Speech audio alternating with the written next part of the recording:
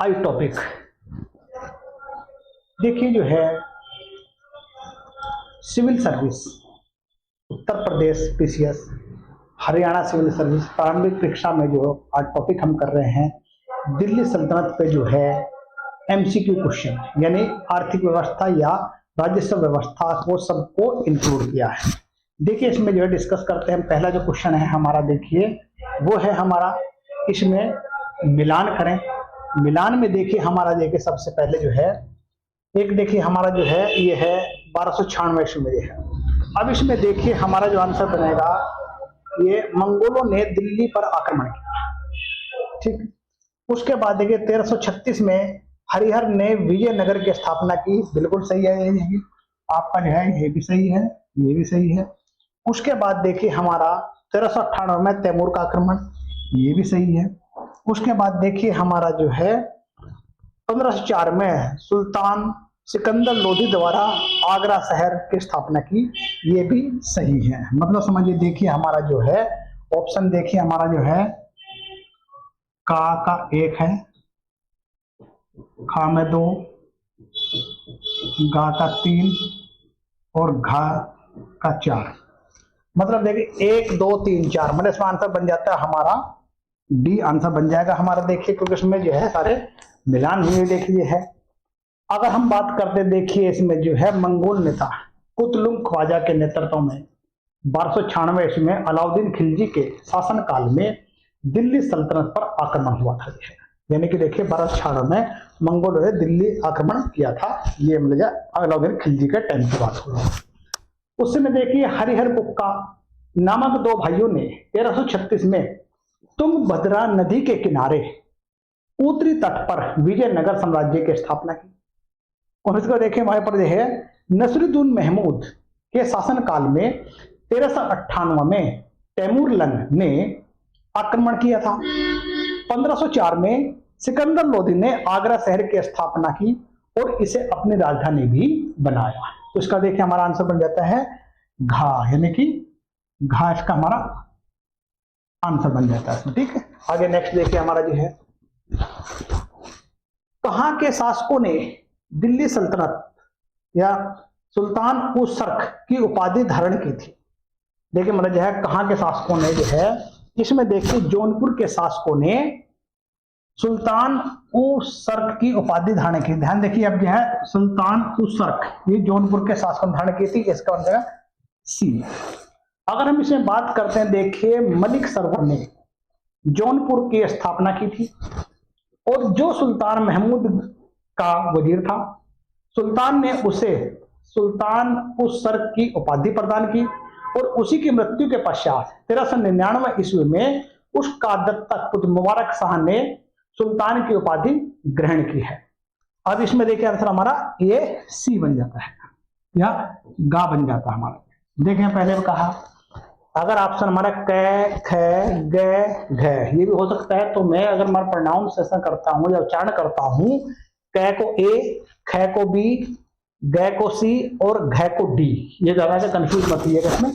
चलिए next question है हमारा, दिल्ली सुल्तान में या दिल्ली सल्तनत में सीधे राजकीय सेवा में रहने वाली सेना क्या कहलाती थी। मतलब देखिए सीधे राजकीय सेवा में यानी राजकीय सेना में रहने वाली सेना क्या कहलाती थी। देखिए इसमें देखिए हमारा जो है वो है हस्म कल्ब, मतलब हस्म एक कल्ब की बात करते हैं। अब देखिए दिल्ली सल्तनत के वास्तविक संस्थापक इल्तुतमिश ने अपने शासन को सुचारू रूप से चलाने के लिए और अपने साम्राज्यों की सुरक्षा के लिए विश्वास पात्र सैनिकों की एक टुकड़ी का गठन किया और जिसे हस्म ए कल्ब कहते हैं।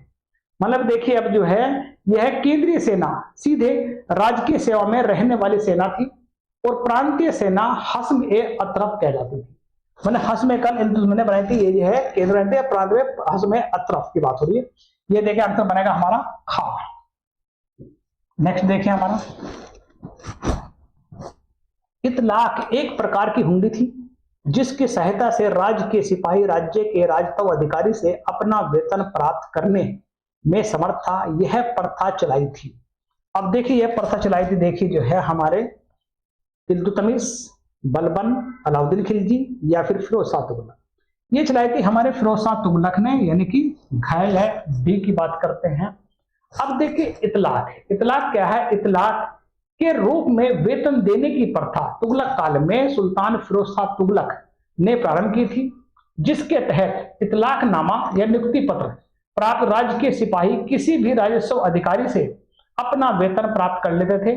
फिरोज शाह तुगलक की मृत्यु के पश्चात यह प्रथा अनुवंशिक हो गई और जो दिल्ली सल्तनत के पतन में महत्वपूर्ण भूमिका निभाई। देखिए अब देखिए मतलब जो है इस तरह की बात, देखिए मतलब जो है आगे देखिए हमारा जो है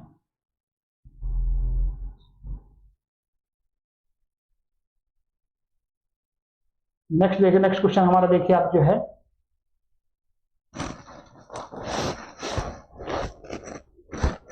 अब इसमें देखिए मिलान करना है। मिलान में देखिए आप जो है चांदी का टंका, दीवाने को ही, दार उल सफा, सेनाए मंडी। अब देखिए मैंने कहा था पहले भी, इसको जो है लिख लीजिए, का, खा, गा और घा। अब देखिए इसमें जो है चांदी का जो टंका जो था वो इल्तुतमिश ने चलाया था। ये हमारा 3 बन जाता है। उसी के बाद देखिए मतलब जो है दीवाने कोई मोहम्मद बिन तुगलक ने बनाया था, ये हमारा 4 हो जाता है। दार उल सफा, दार उल सफा देखिए ये बना फिरोज शाह तुगलक ने, दवा खाने की बात हो रही है। सहनाई मंडी अलाउद्दीन खिलजी का जो बाजार नियंत्रण के अंतर्गत था, यानी कि मतलब 2-1, 3-4-2-1, 3-4-2-1 ये बनेगा हमारा गा, यानी कि सी, यानी कि गा आंसर बन जाता है इसमें। ये मिलान देखिए आप जो है।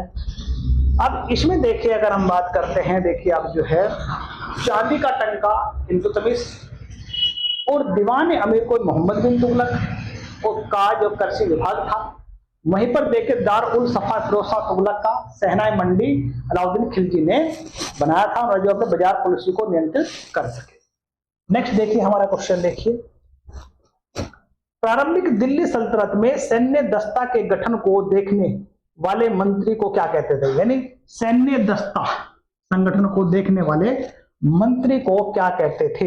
मैं देखिए आप जो है इसमें देखिए आंसर बनेगा आपका मतलब जो है रावत ए अर्ज। देखिए दीवान अर्ज, ममालिक, जहां अर्ज लग जाता है वो सेना को देखने वाला है, ये रावत खात ए अर्ज। मतलब देखिए आप जो है अब इसका मतलब खा आंसर बन जाएगा इसमें हमारा।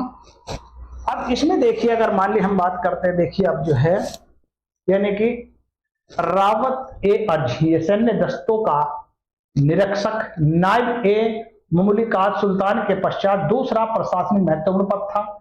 अमीर ए कोई कृषि विभाग संबंधित थे, अमीर कृषि संबंधित ठीक है इस तरह। आगे देखिए आप जो है नेक्स्ट देखिए हमारा निम्नलिखित में से कौन सा अधिकारी अलाउद्दीन खिलजी के बाजार नियंत्रण का भाग नहीं था?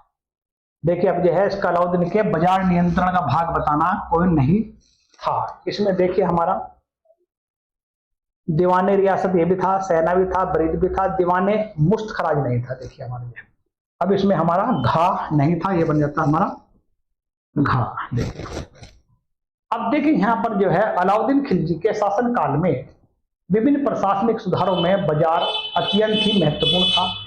दीवान ए रियासत, दीवान रियासत की बात करते हैं हम जो है ये आर्थिक मामलों से संबंधित था। वहीं पर देखिए हमारा जब ब्रीद जो है गुप्तचरों और सूचनाओं के आदान प्रदान करने वाला था।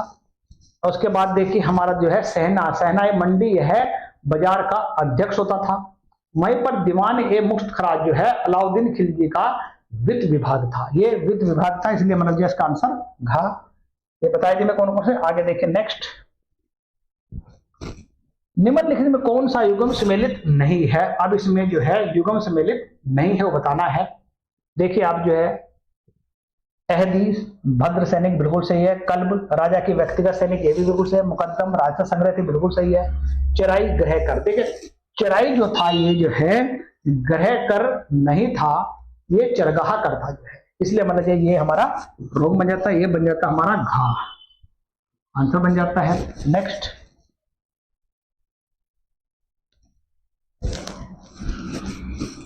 उत्तरी भारत में चौधरी नामक जाति की रचना 14वीं शताब्दी में होने वाले सामाजिक परिवर्तन का एक रोचक पहलू था। निम्नलिखित में से कौन सा एक विकल्प इस परिवर्तन की व्याख्या करता है? देखिए आप जो है, अधीनस्थ शासकीय अभिजात वर्ग के ग्रामीण भू आधारित भद्र जन के साथ विलय, खुद मुकदम और राज्य के साथ संबंधों में होने वाले कारणों की पदोन्नति, सांस्कृतिकरण नामक प्रक्रियाकरण, नगरीय अर्थव्यवस्था में विकास के परिणाम स्वरूप उत्पन्न होने वाले हस्तकौशल विशिष्टीकरण के कारण। देखिए सिंपल, एक बार फिर देखिए, उत्तरी भारत में चौधरी नामक जाति की रचना 14वीं शताब्दी में होने वाले सामाजिक परिवर्तन का एक रोचक पहलू था। कौन सा विकल्प इसमें परिवर्तन व्याख्या करता है? चौधरी व्याख्या करता है। देखिए इसमें जो है ये बनेगा हमारा का, यानी कि ए। अधीनस्थ राज्य के अभिजात वर्ग का ग्रामीण भू आधारित भद्र जन के साथ विलय हो गया था। ये हमारा का आंसर बन जाता है इसमें जो है। इसमें देखिए हमारा जो है चौधरी जो था राजस्व पदाधिकारी था। ये समझिए एक तरह से आप जो है, जब राजस्व अधिकारी था उसका भूमि में विलय हो गया था, भूमि से संबंधित, इसका आंसर बन गया हमारा का। नेक्स्ट देखिए हमारा,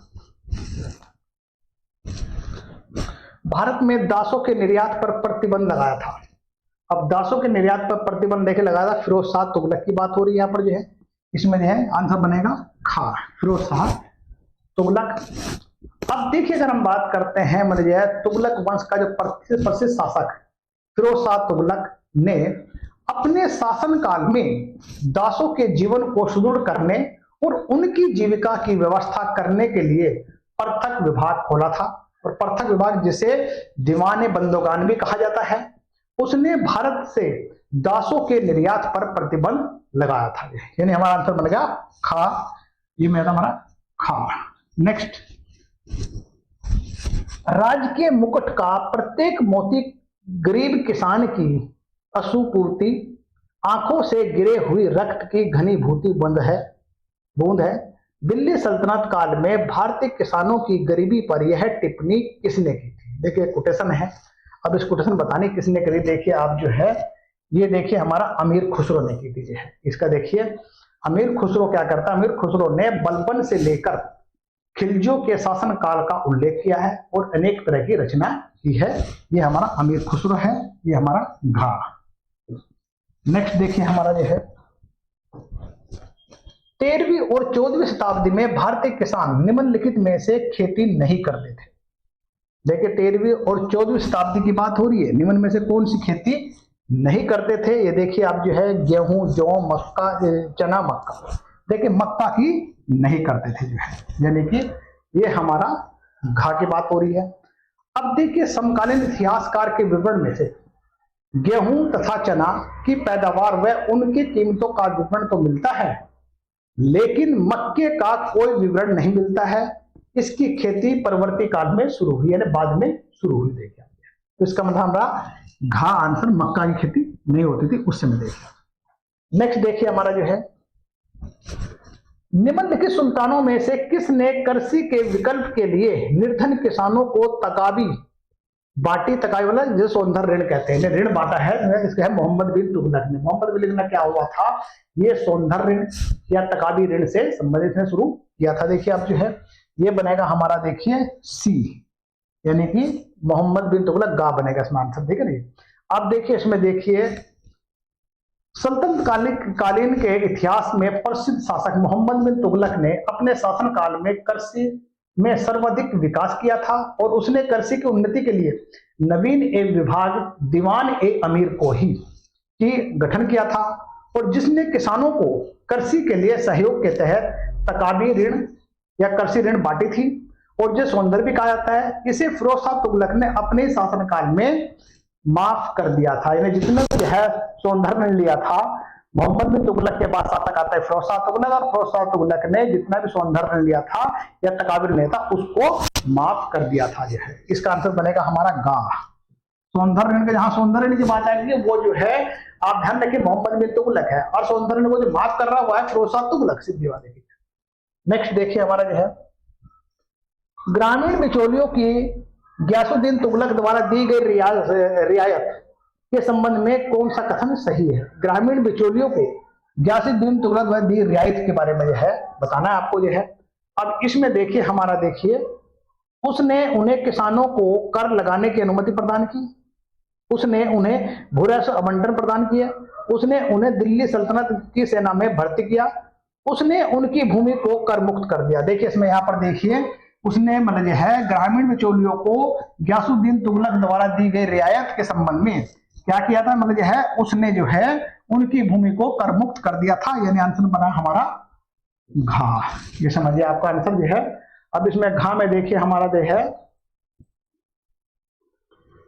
अगर हम देखिए तुगलक वंश का जो संस्थापक है गयासुद्दीन तुगलक ने अपने शासनकाल में ग्रामीण बिचौलियों के उनके खोए हुए अधिकारों को वापस किया, खुद मुकद्दम को भी कर मुक्त भूमि प्रदान करके उन्हें भूराजस्व वसूल करने का अधिकार सौंप दिया, और खिलजी शासक अलाउद्दीन खिलजी ने भी उनके सारे अधिकार को समाप्त कर दिया था।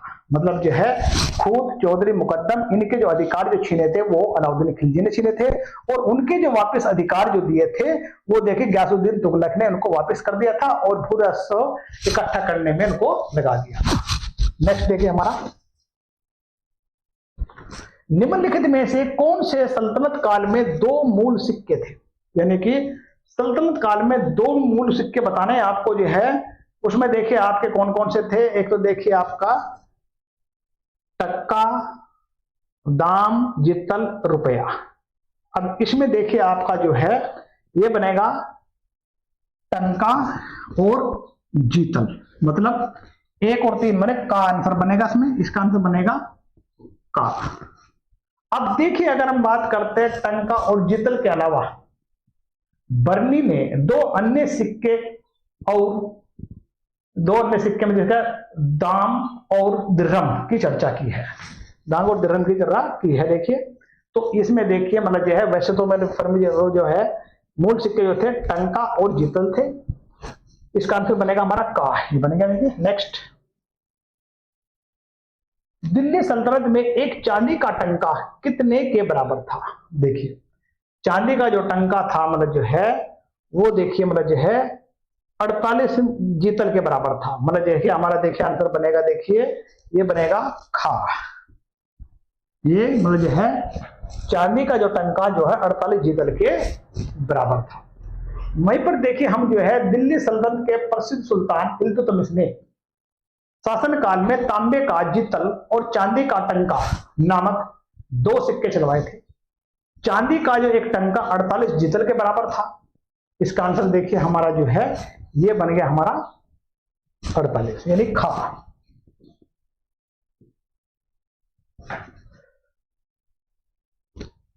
नेक्स्ट,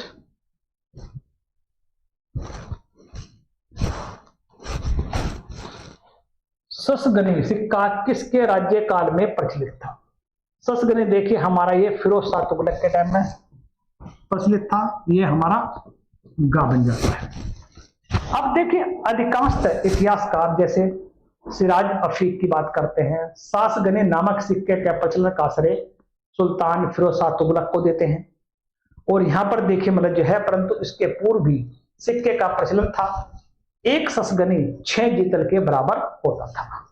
इसमें आंसर बनेगा हमारा सी। नेक्स्ट, यानी गा। दिल्ली सुल्तानों के अंतर्गत इक्ता एक क्षेत्रीय आवंटन था, बिल्कुल सही है, और इसको धारण करने वाला मुक्ति कहलाता था, जो देखिए देवभूमि कर के अतिरिक्त किसानों पर और कोई दावा नहीं रखता था। मतलब देखिए इक्ता जो था इनसे सिर्फ जो है किसानों से मतलब जो है सिर्फ लगान वसूल करता था। देखिए आप देखिए इसका आंसर देखिए, या फिर इक्ता भूमि का मालिक था? नहीं। कर्षक को बेगार, देखो मैं सुबह कहा कि दिल्ली सल्तनत में जो है कृषि का मालिक जो कर्षक था, तो इक्ता भूमि का मालिक तो नहीं था।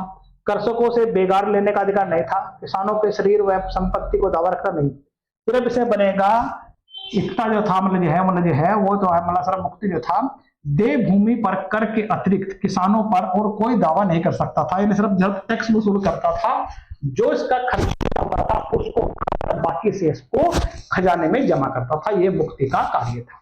यानी लगान इकट्ठा किया, लगान इकट्ठा करने के बाद जो भी उसका अपना खर्चा उसको हटा के घटाकर जो शेष बचता था सब लोग उसको खजाने में जमा कर देता। ये मुक्ति का कार्य था। इसमें देखिए आप जो है, अब नेक्स्ट क्वेश्चन देखिए, इसका आंसर बनेगा हमारा का।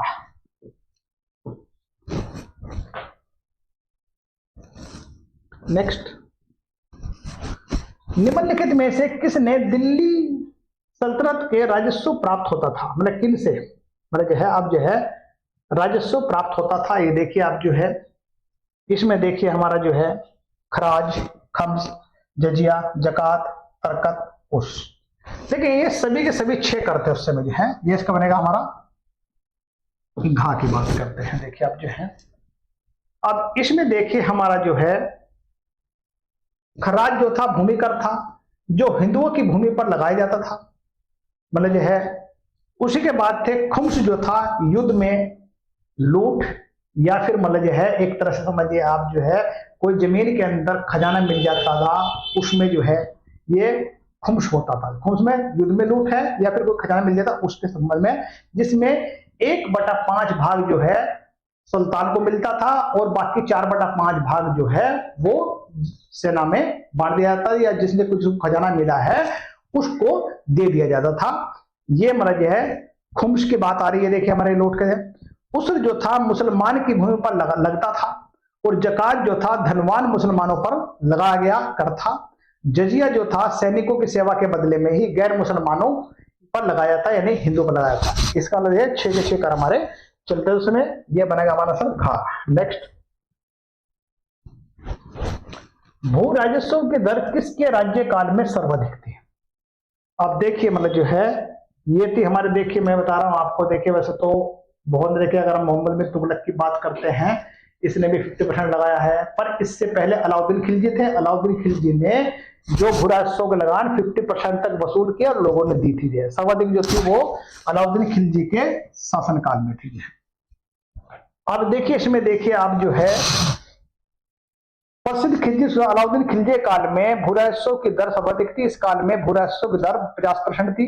इसके अतिरिक्त चराई कर, घड़ी कर, गृह कर, उसर, खराज और जजिया कर भी जनता को देने पड़ते थे। यानी कि लगान तो देते थे 50%, पर बाकी उसमें और भी देते थे, ये समझिए। इसलिए कर की दर जो है अलाउद्दीन खिलजी के टाइम में सर्वाधिक थी। नेक्स्ट, 13वीं शताब्दी में फाजिल शब्द का क्या आविर्भाव। देखिए फाजिल, देखिए फाजिल क्या है, सरप्लस अधिशेष कहते हैं इसको, यानी कि मतलब समझिए आप जो है ये देखिए स्वराज्य को प्रेषित अधिशेष राजस्व, ये हमारा का आंसर बन जाएगा हमारा इसमें, ये हमारा का आंसर बन जाता है इसमें। देखिए अब इसमें देखिए मतलब जो है 13वीं शताब्दी में जो है प्रशासन द्वारा वसूले गए अधिशेष भू राजस्व के लिए, मतलब जो है राजस्व को फाजिल या फाय कहा जाता है।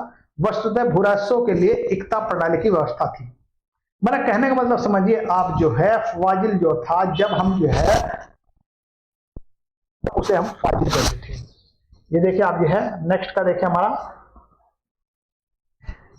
सुल्तान फिरोज शाह तुगलक के शासनकाल में हसमुद्दीन जुनैदी द्वारा ही एकलित दिल्ली सल्तनत का कुल जमा क्या था।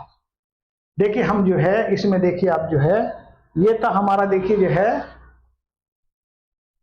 6,75,00,000। देखिए ये बनेगा सी आंसर। अब देखिए इसमें देखिए हमारे जो है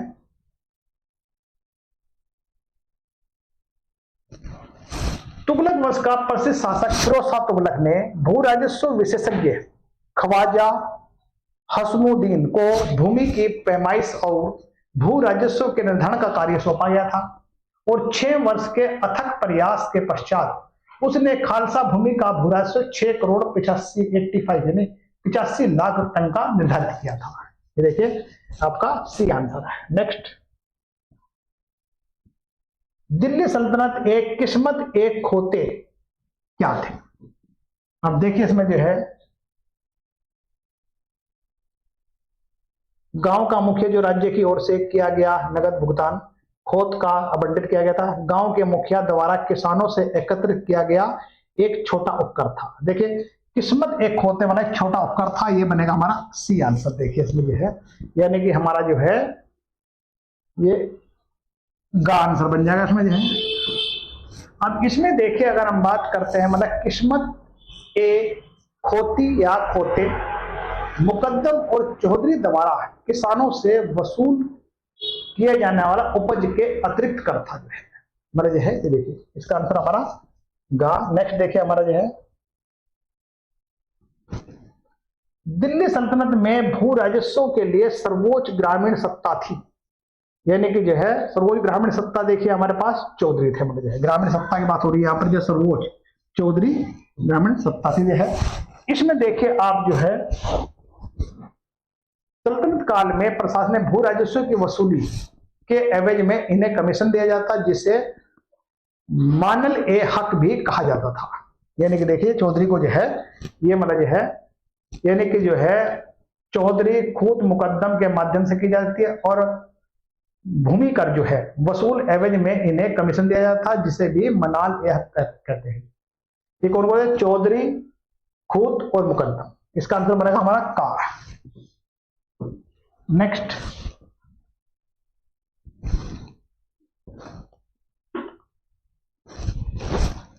भूमि की माप के आधार पर भू राजस्व का निर्धारण और प्रति बिस्वा उपज का आंकलन सबसे पहले किया गया था।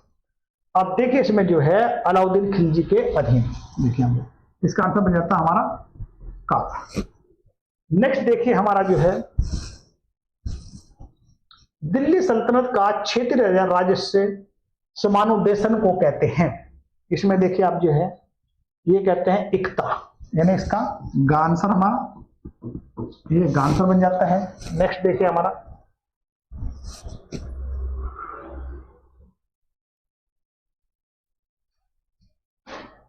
सुल्तान अलाउद्दीन खिलजी ने मालगुजारी का हक पेश किया था।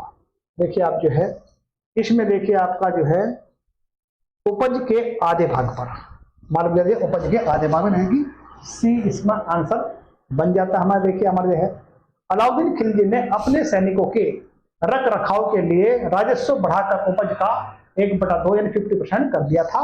ये हमारा सी आंसर है, गा आंसर है। नेक्स्ट,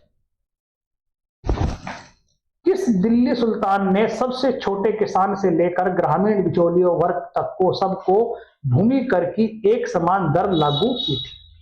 अब देखिए इसमें जो है आपका जो है अलाउद्दीन खिलजी की बात करते हैं, यह बनता हमारा खा आंसर बन जाता है। यानी अलाउद्दीन खिलजी ने सबसे छोटे किसान से लेकर ग्रामीण बिचौलियों वर्ग तक सब पर भूमि कर की एक समान दर लागू की थी। देखिए हमें अब देखिए जो है अलाउद्दीन खिलजी दिल्ली का प्रथम सुल्तान था जिसे अपने छोटे किसान से लेकर मुकद्दम और बिचौलियों तक पर भी समान मतलब एक तरह से मतलब कर लागू की थी। ये बनेगा हमारा खा। नेक्स्ट देखिए हमारा दिल्ली सल्तनत के समय पानी खींचने के अन्य साधन से सकिया रहट के भिन्नता का प्रमुख लक्षण निम्नलिखित में से प्रयोग था। देखिए इसमें देखिए हमारा जो है ये गियर यंत्र की बात करते हैं हम, ये गा आंसर बन जाता है इसमें। नेक्स्ट देखिए हमारा जो है निम्न में से कौन सी सूती वस्त्र उद्योग से संबंधित नई तकनीकें भारत के मध्यकाल में तुर्कों द्वारा प्रथम बार प्रयोग में लाई गई थी है। अब देखिए इसमें देखिए हमारा जो है ये बनता है हमारा चरखा, सिर्फ तकली जब है नहीं, सिर्फ जब ये बनता चरखा यानी कि दो, जब देखिए हमारा देखिए मतलब जो है और हाँ मतलब सिर्फ चरखा बनता है, तकली और जल्दी नहीं था। ये बनेगा हमारा आंसर घा। देखिए ये हमारे क्वेश्चन पूरे हो जाते हैं। देखिए आप ये इसको चेक कर लिया होगा आप लोगों ने जो है। अब देखिए इसको थोड़ा सा ध्यान दीजिए आप जो है, आगे फिर हम नेक्स्ट टाइम मिलेंगे। धन्यवाद।